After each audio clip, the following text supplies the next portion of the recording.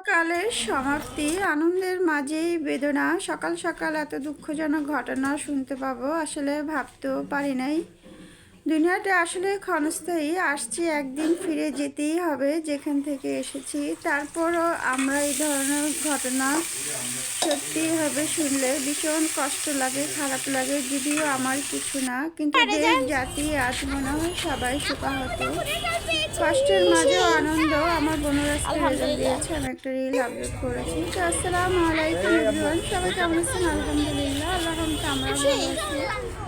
তো আজকে বোনের রেজাল্ট দিয়েছে, একদিকে খুশি একদিকে বেদনা। আমার বোনও আজাদ স্কুল অ্যান্ড কলেজে পড়ে, স্কুলে পড়ে, ক্লাস 2 থেকে আবার ক্লাস 3-তে উঠছে। আলহামদুলিল্লাহ, মাশাআল্লাহ ভালো রেজাল্ট করেছে, যতটা আশা করিনি তার থেকেও বেশি হয়েছে। তো আসলে সকাল সকাল একটা দুর্ঘটনা, একটা সুখবর, দুটা মিলেই আসলে খুবই খারাপ লেগেছে। জাতি আর শোকাহত, সবাই আর শোকাহত। আসলে মানুষ দুনিয়াতে আসছে একদিন, চিরস্থায়ী এই দুনিয়া না। এর থেকে সত্যি এই দুনিয়াতে মনে হয় আর কিছুই না, সব কিছু মিথ্যা, মৃত্যুটাই সত্যি, মেনে নিতেই হয়।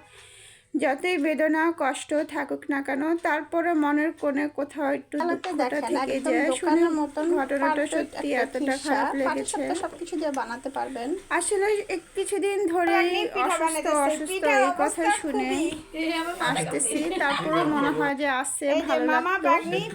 আসলে আমরা সাধারণ মানুষ, জনগণ আজ হয়তো সবাই শোকাহত।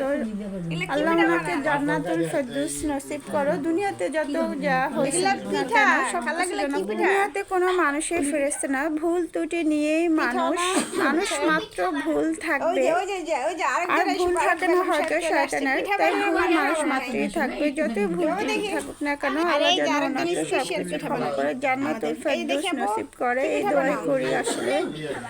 আসলে অনেক খারাপ লাগার একটা জায়গা, সবসময় শুনে আসছি থাকা আর চলে যাওয়া। একটা মানুষ অসুস্থ হয়ে বেঁচে থাকলে কিন্তু কোথাও একটু শান্তি থাকে, যখন একদমই চিরবিদায় হয়ে যায় তখন আসলে মনের কোণে খুবই দুঃখজনক লাগে, খুবই খারাপ লাগে। তোমার যন্ত্রণা। তো এই যে পিঠা দিন আসলে তো পিঠা খেতে হয়, তো এই যে পিঠার জন্য তৈরি করা হয়েছে আর পিঠা বানাতে হয় সবাই মিলে। তো আমার আন্টি ভাইয়া, আমার বোন তো আছে দুষ্টামি, উনি পিঠা বানাতে গেলেই সব কিছু নিয়ে যায়। দুষ্টামির মাঝেও ভালো লাগে, কারণ সে একটা খুব সুন্দর ফুলের পিঠা বানাইছে। কিভাবে আসলে বাচ্চাদেরও মাঝে মাঝে বুদ্ধি থাকে, আসলে বুদ্ধি করে করে।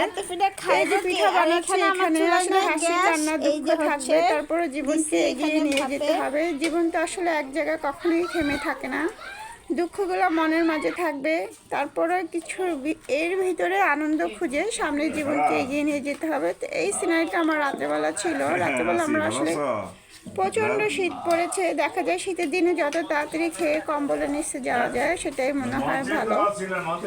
তো বনু এখানে দুষ্টামি করতেছে, তার জন্য খাওয়া নিয়ে গেছি। বনু আমার এত দুষ্ট, খাবারের ভিতরে কি ঢুকিয়ে দিচ্ছে আমি সত্যিই জানতাম না। পরে দেখে খাবারের ভিতরে সে ঢুকিয়ে রাখছে। দুষ্টামিরও একটা সীমা থাকে। তারপরও বাচ্চারা ঘরে থাকলে এই ধরনের দুষ্টামি কখনো কখনো ভালো লাগে, সবসময় হয়তো ভালো লাগে না। তো সবাই আমাদের জন্য দোয়া করবেন। আজকে আমার ব্লগ ভিডিওটা এই পর্যন্তই। সবাই ভালো থাকবেন, সুস্থ থাকবেন, সবাই সবার জন্য দোয়া করবেন। এখন যেহেতু শীতের টাইম, সবাই সাবধানে থাকবেন, যার যার থাকার চেষ্টা করবেন। এখন আবার শীতের কারণে গ্যাস থাকে না, তো তারপর আজকে লেট হয়ে গেছে। এখন রাত 10:30 বাজে, যখন আমরা খাওয়া দাওয়া করতেছিলাম। তো ওইটা আগে পরে মিলিয়ে হয়তো দেখা যায় ব্লগ ভিডিও অনেক বড়, সময় কষ্ট সবকিছু এর জন্য হয়তো আমি দিতে পারি না। তারপর ট্রেন করি, আসলে আমার এখানে দৈনন্দিন যাওয়া হয়, তাই আপনাদের সাথে শেয়ার করার চেষ্টা করি। দেখেন কত বড় দিয়েছে। তো আল্লাহ হাফেজ।